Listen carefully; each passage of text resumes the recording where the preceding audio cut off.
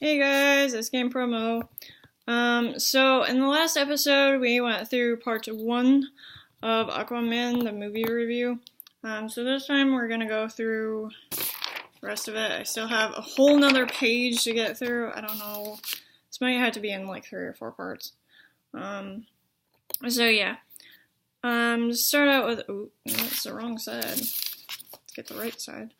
So where we left off in the last episode was the whole 2 hour versus 2.5 hour versus 3 hour, which is Endgame. So yeah. That's all I have to say really on that. One of the cool things about this movie, I mentioned it in the other episode, with Aquaman riding a seahorse. Which is really cool because honestly, have you seen a seahorse? It's like that big. So imagine like a seahorse that's like the size of an actual horse, and they're riding it, and that is awesome. One of the other cool things that when I saw it in the movie theater, I was like, that is awesome. I've always wanted to do that. That is so cool. So they actually have like armor and saddles on sharks, which is amazing to me because like you have a lot of nerve, riding on a shark and being able to control it like that, and that is amazing because like I've always wanted to like, I probably will never get to this because I don't like the ocean, it's terrifying. But like hold on to a dolphin fin or a shark fin and just ride them. But they take it a step further. They have saddles and everything, and they're riding them into battle, and it's just like, what? What is this sorcery? Okay, that's cool. So yeah, it's great. One of the other cool things that I figured out when I was researching is that the director, James Wan, is actually the director of Saw. If you haven't seen the Saw movies, go check them out. They're really gory. I think I've seen all of them. I saw the newest one not too long ago, and it's one of those movies that's just like, oh, ouch. Okay, that hurt. I'm not even in the movie and that hurt. So also a funny fact about it is that the pilot of the plane when they're going over the desert, I believe that's the director, or maybe not. No, that's not it. Okay, he's actually one of the characters that was in the first Saw. I think his name is Sam, the one dude that like has to like. That's all I'm gonna say about that. Hi, you want to give your commentary to everybody? So this is Maple. He's like, yeah, I don't want to be in the video. So yeah, Sam, the person in the first Saw movie, he's actually the pilot of the plane that they're in. So fun fact about that. So I accidentally told my mom and my mom's friend that this was the second Aquaman movie for some reason, and I mean, it's kind of technically true. But the first Aquaman that he is in is Justice League, and then we have, actually no, it's Batman versus Superman, Justice, and then Aquaman. Check me on that with, Batman versus Superman. I don't know if he's in that. He might be. But this is the first, like, actual Aquaman where he has his origin story. So, yeah. So I was wrong on that. I don't know why I was thinking it was the second movie. I mean, it technically is for me because I've seen him in Justice League. So that's where I got that from. Also, fun fact, there's a lot of crossovers with this movie between Marvel and DC. No, actually, he's in DC. Never mind. That was not a crossover event. So you guys know William Dafoe or Tom Dafoe? No, that's not the right person. Okay. Check me on that too. Tom Dafoe. If that's the same person as the Green Goblin, but I think it is. He looks a lot like it, but the person that plays the Green Goblin in The Dark Knight, I believe is the same person that plays in this movie.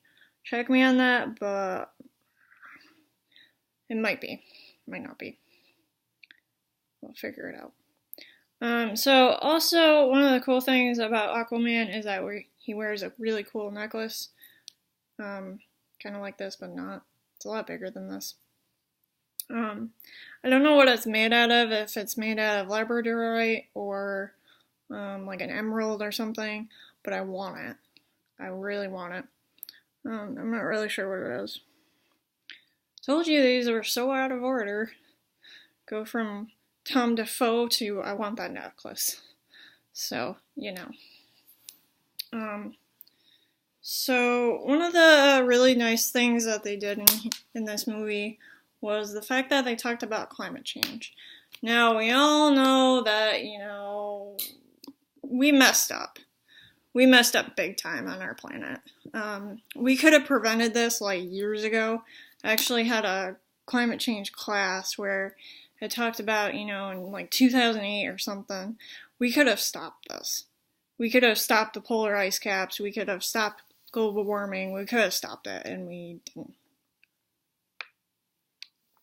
As I'm drinking out of my plastic water bottle, heading to the landfill.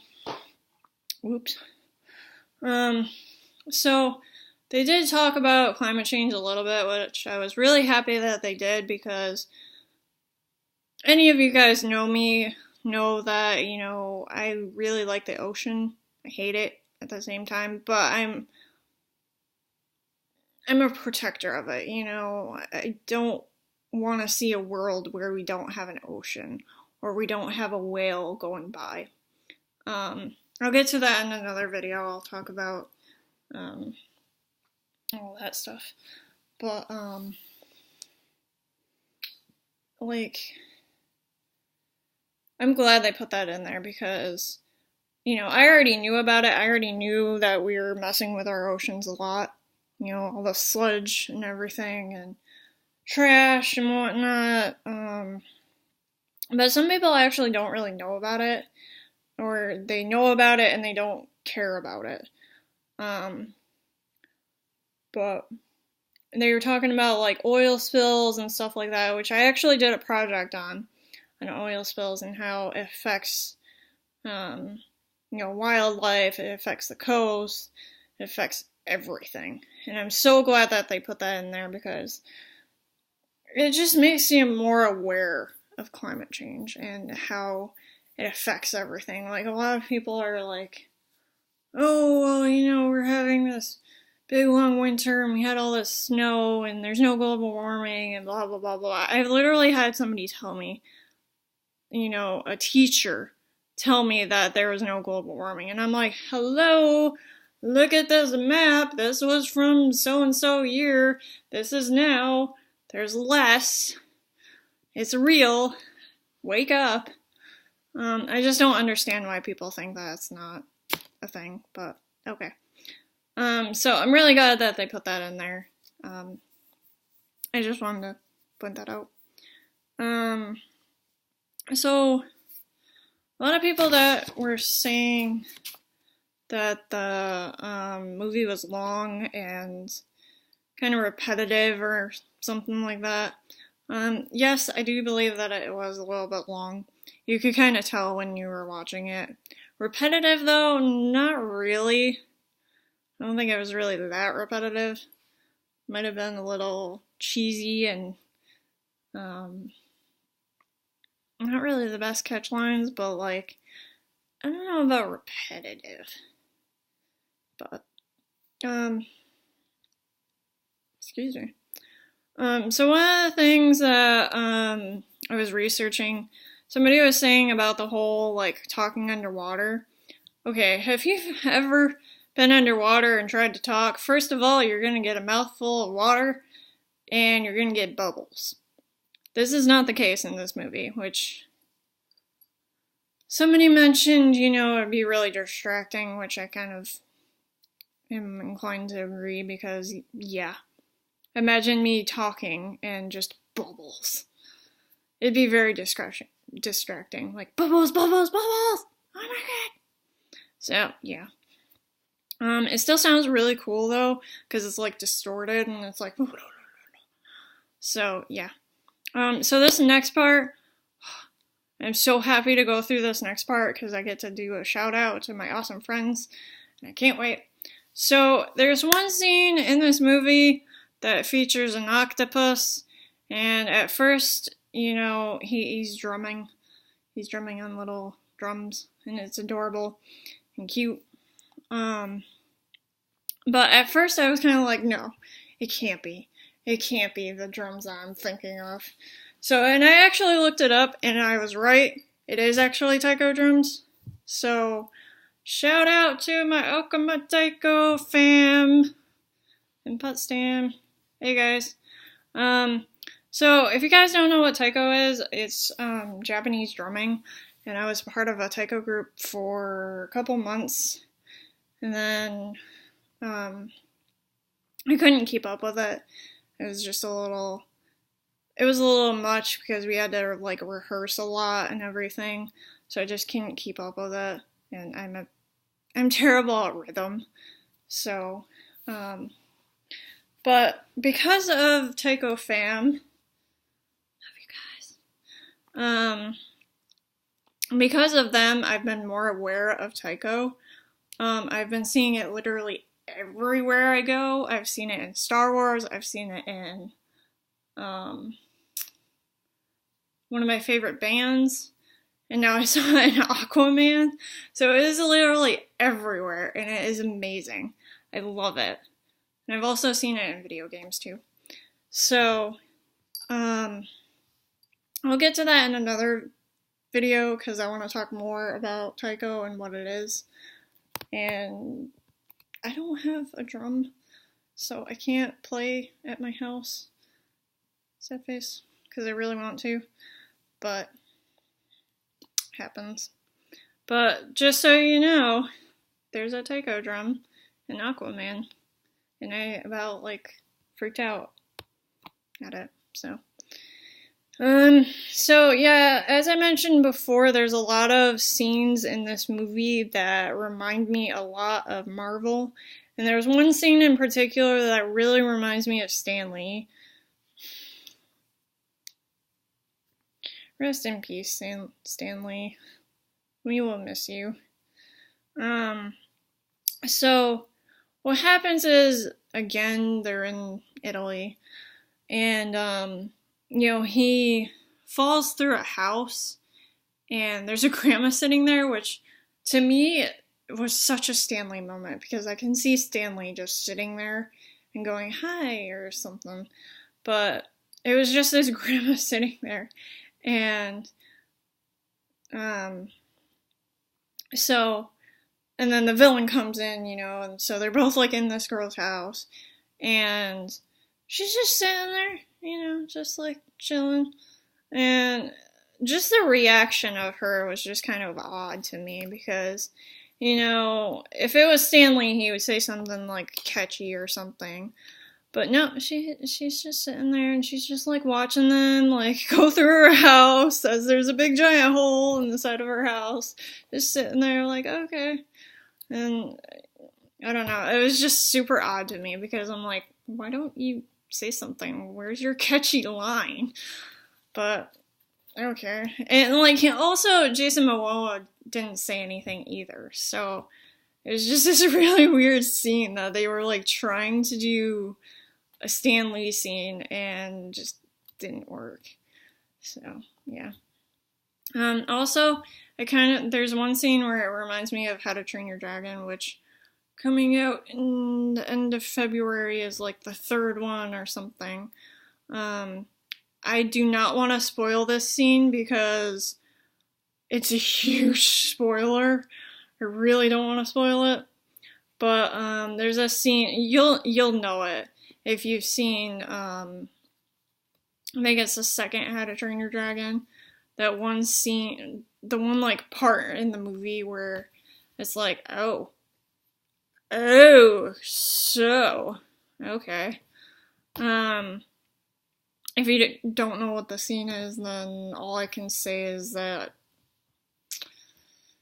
I can't really spoil anything, so I can't really say like anything about it really. But it's just one of those scenes where it's like, okay, you're here. Alright. Where have you been all this time? So, that's all I'm gonna say. So, while I was researching this, I also found a couple reviews that were saying, you know, this is the first time it hasn't really resorted to violence, which I really liked. I liked that scene that, you know, they just kind of were like, okay, we're just gonna chill, you know, we're not gonna battle it out or anything. Just calm yourself, we're just gonna put person away and whatnot. And that's revolutionary for me, and not only for me watching it, but also for the franchise in general, like for DC, because that's one of the reasons why I like Batman, because he doesn't kill anyone. I think that's the only thing I really like, but he doesn't kill anyone. So it makes it really kind of like, you know, we can be a superhero, but we don't have to resort to violence.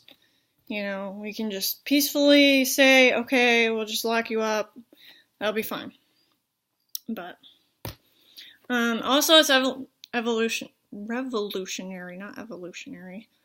Revolutionary with the graphics and the visual, like, visual scenery and everything, because even though the bottom of the food chain, I read somewhere that it was one of the, like, top grossing movies, and I was talking with my friend, and he's like, yeah, this is, like, one of their better movies. Like, Justice League, Wonder Woman, all those movies were really good, but this one was, like, above that. This one was really, really nicely done. So, it's gonna be revolutionary with where this goes in the future, because I can't imagine how they're gonna top this. So, kind of a critique of the movie. When I was doing research, somebody mentioned the physics of it. Of course, there's that person that always has to say something about the physics. It's a movie. Like, you have that one person that says the physics are wrong in, like, Star Trek or something. It's like, it's just a movie. Come on. But it does kind of, you know, account for it. There's a couple scenes where stuff, like, falls. And somebody mentioned, you know, there's sometimes when stuff doesn't fall when it should. Or it falls when, you know, it floats or something. So somebody had that good point of bringing that up. I didn't really notice it, so, I mean, when they have the boat that falls down, it falls, like, maybe not as fast as I would have thought. It was a little bit slow. But, I mean, it still fell. What do you want? Do you want to go to the developers and be like, it didn't fall right? That's not how it works. Like, I don't know what you want to do. So, also somebody mentioned, I forgot his name, the dude with the, like, his hair is, like, flipped back, you know, it's, like, completely, like, sheened back. He kind of reminds me of Draco from Harry Potter, just because of how he looks, and his hair is, like, super bleach blonde. It's not the actor, though, but he might be, Draco's dad, though. I forgot his name. I don't know. But yeah, like I said, Marvel has some competition with this movie, because like I said, it's revolutionary because, you know, it has better graphics and whatnot, better visual appeal to people. Like, I really liked it. I was pleased by it. So they have some competition. So, I still have like the last little bit of this. So this one might be a little bit longer. Try and get through it. So I found a few things about Jason Momoa in general. I found a fact from my mom the other day on how he got the scar. He was in a bar fight. I think I knew that and I forgot about it. But somebody literally like hit a bottle on his head and that's why it's like chipped like that. It's a scar. So fun fact about him, he's also half Hawaiian, which makes sense with why he got picked for this a little bit. He kind of reminds me of the You're Welcome dude from Moana. I forgot his name now. You're Welcome dude. That's his name. God, I can't remember his name. Maui. I think that's his name. Maui. He kind of reminds me of him because of the tattoos on his back. He's just that like a big hulky Hawaiian person. So yeah. Fun fact about him. He actually played in Conan the Barbarian, which I have not seen, so I don't really know how he was in that.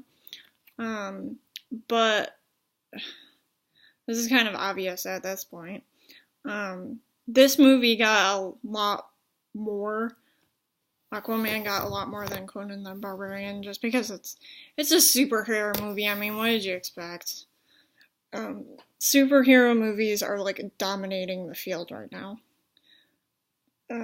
So yeah. There's a lot of, like I said before, there's a lot of cheesy stuff that he does in the movie. Cheesy lines and like cheesy everything. It's just cheese. Everything is cheese. So some of the fighting that he does reminds me a lot of Harry Dresden. If you don't know who that is, short story. He's a wizard that is in a book series that's like 13 books long. I got to book 2 because it was crap to me, at least, because it just like dragged on too long. The first 2 are good and then it just gets into annoyingness. But that's just my opinion.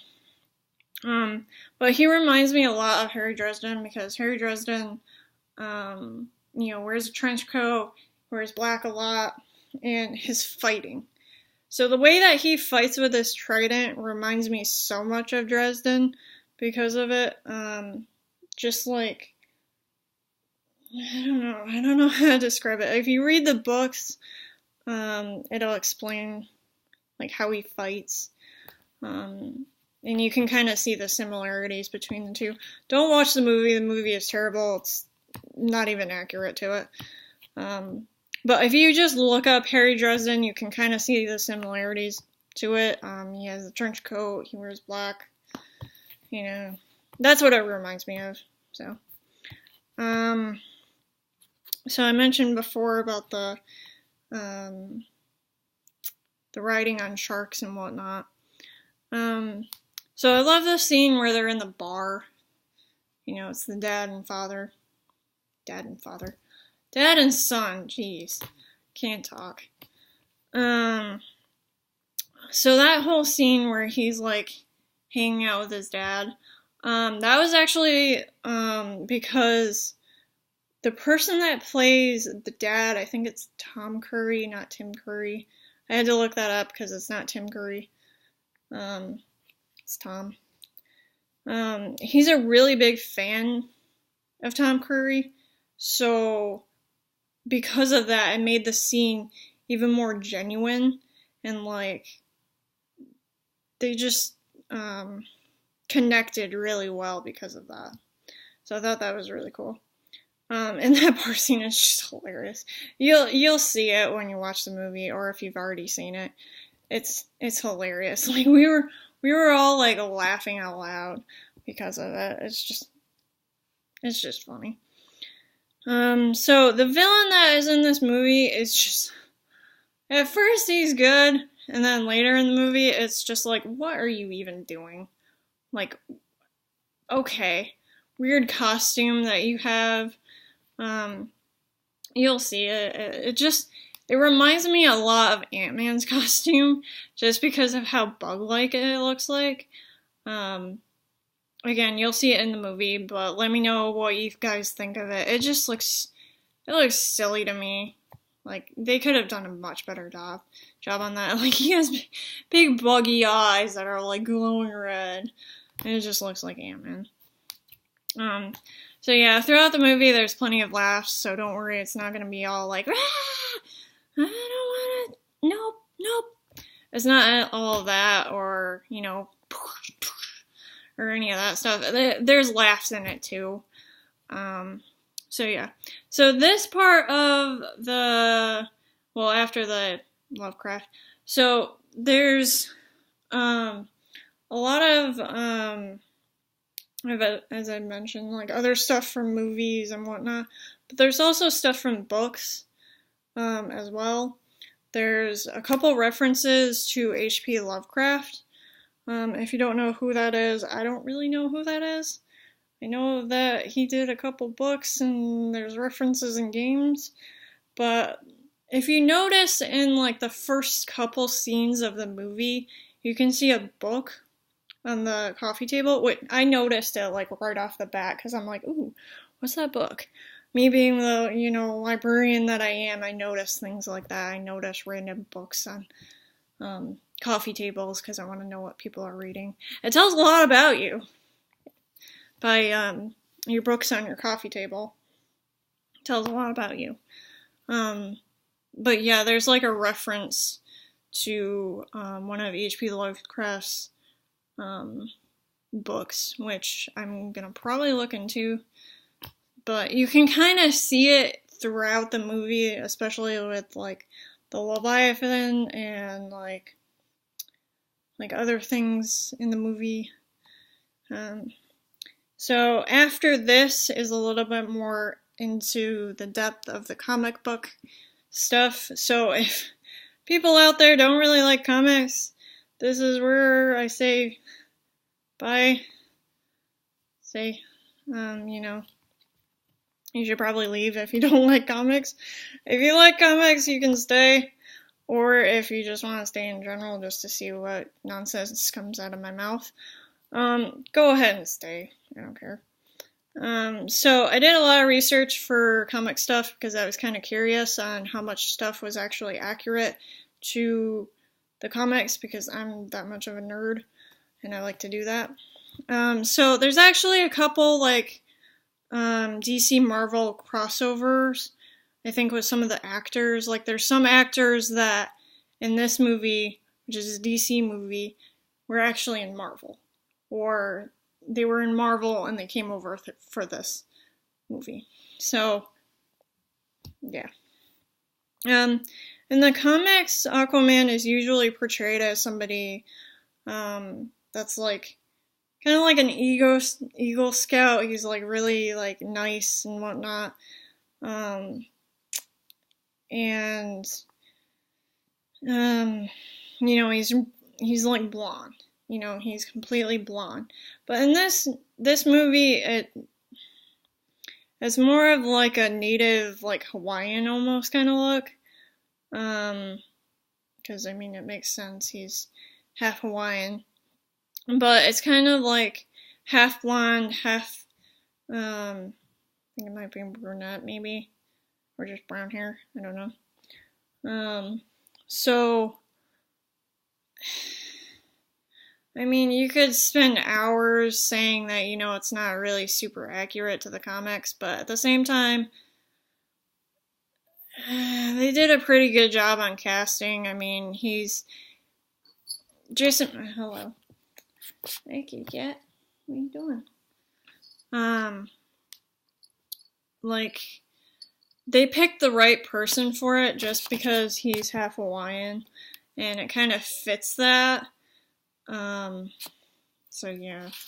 I mean, if you're really gonna get that technical about the actual, like, accuracy of it, like, I don't know what to tell you. I mean, there's plenty of times where Marvel or DC, like, messes up so badly. Like, they messed up a lot in Thor, because all that stuff in Ragnarok didn't really happen. If you're going by actual Norse mythology versus, like, comics, but I think that's not really accurate to the comics either. I don't know. So, yeah, it happens. Again, if I offend anybody, I am truly sorry. So I did research on why Marvel is so dominant. So actually, fun fact, DC started first. I can't remember when it started. It was like the 1930s or something. And it wasn't until like the 1960s when Stan Lee came and stepped up to the plate with Spider-Man that it actually became popular. So this is DC. This is what happened when Spider-Man came out. And then, DC kind of dominated for a little bit. And then as soon as, like, Fantastic Four came out, it was just like, it was out of here, It just dominated since that day. So I think that DC is ever gonna pass Marvel? Probably not at this point, because I didn't really look at there was a chart that I used that showed the, like, projection of everything, and I don't know how much of a difference there was, but I'm guessing by now there's got to be a difference, because DC can't match Marvel. I don't think they're ever gonna get the capability of Marvel does. Because with Marvel, they have that whole, Infinity Stone thing. They have the cameos. They have diversity. Not saying that DC doesn't, but I feel like Marvel does a slightly better job than that. I don't know. Marvel just it's more appealing to me, and some people would say, oh, DC is better, especially with this movie, but, like, that's just my opinion. I don't know. I don't think they're ever gonna match Marvel. DC isn't ever gonna match it. They might come close with it with this movie just because of visual effect and some of the awareness stuff that's in it, but who knows? I mean, I understand why people, always fight over Marvel versus DC, because I do all the time, but at the same time, like, at the end of the day, it's just a comic, it's just a movie. Don't get into, like, fights over it, even though I probably would. Not like in an actual fist fight or anything, but I probably would get kind of just a little bit heated on certain things. I would try not to be, but don't get that mad over Marvel and DC. We're all human. We're all the same. You have a heart. That's all I'm gonna really say about it. Like, yeah, you can be on one side or another, but at the end of the day, we're all the same. We're all part of the bigger picture of, the superhero fan family, I guess. So that's all I have to say to that. Yeah. So, take out message of this that you should totally go see this movie if you haven't already. Usually I'm pretty critical on movies, but I would give this a 10 out of 10 just for visual effects. just because it's really nice. So yeah, let me know in the comments what you guys thought of it. If there's something I missed, let me know. I probably did. But yeah, we're all part of the superhero family, so don't be too crazed by, one side or another. We're all part of the superhero fam, so, and you're part of my fam, the game promo fam. So, yeah. Let me know in the comments what you thought. Bye.